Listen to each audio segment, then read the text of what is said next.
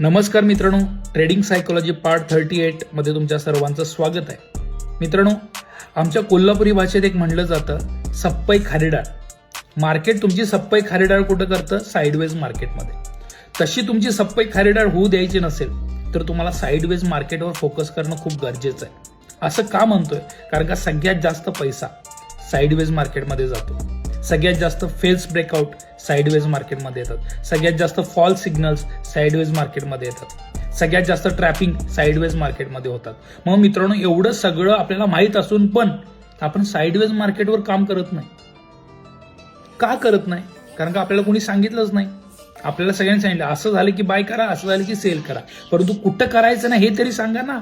लोक सांगतात मला ट्रेंड आयडेंटिफाय करता येतो, up trend, down trend, sideways. अहो, ते कागदोपत्री ओके आहे हो, ते कागदावर चार्टवर ओके आहे, पण रिअल मार्केटमध्ये आयडेंटिफाय कसं करणार?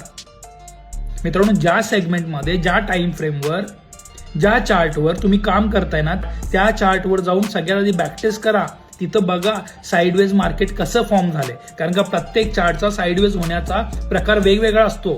एक सिनारो सगळीकडे चालत नाही. प्रत्येक चार्टचं ट्युनिंग वेगवेगळं आहे.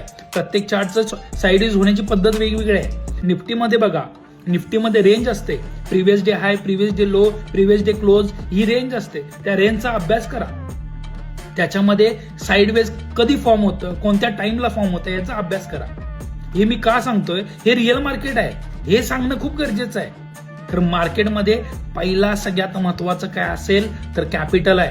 कॅपिटल आहे तर तुम्ही आहे. म्हणून कॅपिटल सेफ ठेवायचं असेल तर मला कुठं ट्रेड करायचं नाही हे आधी समजणं गरजेचं आहे. मला कुठं ट्रेड करायचं नाही? साईडवेज मार्केटमध्ये. सगळ्यात जास्त पैसा कुठं जातो? साईडवेज मार्केटमध्ये. मग आपल्याला त्या महत्वाच्या गोष्टीवर काम करणं गरजेचं आहे ना. युद्धाला जायच्या आधी पहिलाच आत्मसंरक्षणासाठी लागणाऱ्या गोष्टी आणणं गरजेचे आहेत. तसं ट्रेडिंग सुरुवात करायच्या आधी साईडवेज मार्केट कसं फॉर्म होतं, मी ज्या चार्टवर काम करतो त्या चार्टवर साईडवेजचं फॉर्मेशन कशा पद्धतीनं आहे हे समजणं खूप गरजेचं आहे. तेच जर मला समजत नसेल तर मी ट्रेडिंग करून काय फायदा? मित्रांनो, आता ट्रेडिंगला सिरियसली घ्यायला शिका. साईडवेज मार्केटला आयडेंटिफाय करायला शिका. म्हणजे तुमचा पैसा वाया जाणार नाही. रिअल मार्केट हे सांगतं की युद्धाला जायच्या आधी प्रिपरेशन खूप गरजेचं आहे. प्रोसेसवर फोकस करणं खूप गरजेचं आहे. आणि ज्या चार्टवर काम करताय तो चार्ट कसा बिहेव करतो, कसा साईडवेज होतो हे अभ्यासणं खूप गरजेचं आहे. ते तुम्ही कराल अशा अपेक्षा आहे. आणि ही रील नक्की शेअर करा अशा मित्राला ज्याला याची खूप गरज आहे. Thank you so much.